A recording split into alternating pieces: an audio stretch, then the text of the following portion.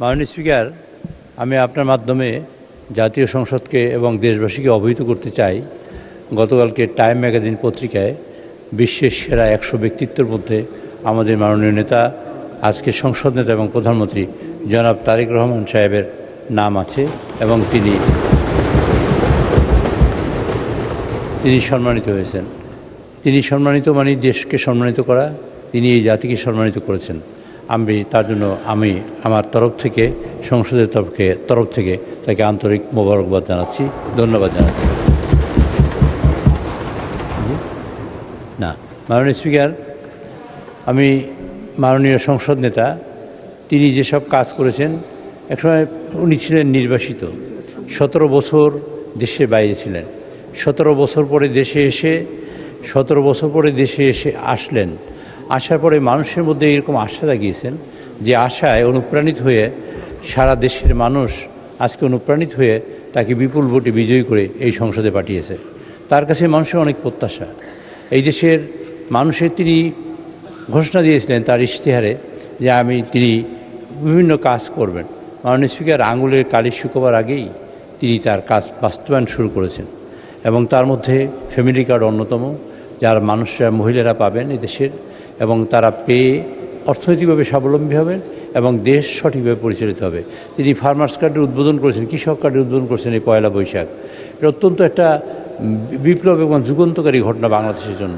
মাননীয় স্পিকার, তিনি আমাদের ইমাম এবং মুয়াজ্জিমদের জন্য তিনি ভাতা দিয়েছেন এবং বিভিন্ন ধর্মের পুরোহিতগণের জন্য তিনি সম্মানের ব্যবস্থা করেছেন। তিনি প্রথম ক্যাবিনেট বৈঠকে, প্রথম মিটিংয়েই প্রথম সিদ্ধান্ত ছিল 10,000 টাকা কৃষি ঋণের সুদ মকুব করে ঋণসহ। এই জাতীয় কাজ যিনি করেছেন তিনি তারেক রহমান। আজকের বাংলাদেশের মানুষ তাকে স্বীকৃতি দিয়ে সংসদে পাঠিয়েছে, বিশ্ব তাকে স্বীকৃতি দিয়ে আজকে টাইম ম্যাগাজিনে তাকে স্থান করে দিয়েছে। মাননীয় স্পিকার, আমি আমার তরফ থেকে এবং সংসদের তরফকে দেশবাসীকে অবহিত করে সকলের তরফ থেকে আমি তাকে ধন্যবাদ জানাতে চাই। মাননীয় স্পিকার, এই কথা বলে আমি একটি ছোট্ট কবিতা পড়ে তার উদ্দেশ্যে আমি শেষ করে পড়তে চাই। মাননীয় স্পিকার, আমার কবিতাটা হলো, আপনি কাইন্ডলি শুনবেন আপনারা।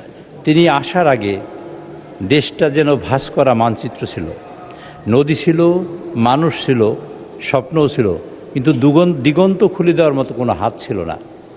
তিনি এলেন, বললেন খুবই কম কথা, সময়ের কপালে লিখে দিলেন একটি উজ্জ্বল উচ্চারণ, বললেন উই হ্যাভ এ প্ল্যান।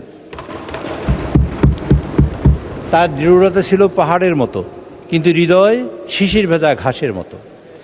বিশ্বের বড় বড় দরজায় তিনি কড়া নাড়েননি, নিজের আলোয় দাঁড়িয়েছিলেন, দরজাগুলো নিজেই খুলে গেছে। এখন দূর দেশেও আকাশেও আমাদের পতাকার রং দেখা যায়, বিদেশি বাতাসেও শোনা যায় এই মাটির নাম, এই দেশের নাম, বাংলাদেশের নাম। নেতৃত্ব মানে শুধু সামনে হাঁটা নয়, নেতৃত্ব মানে অসংখ্য ক্লান্ত মানুষের চোখে স্বপ্ন জাগিয়ে তোলা, আশা জাগিয়ে তোলা। ধন্যবাদ মাননীয় স্পিকার, ধন্যবাদ সকলকে।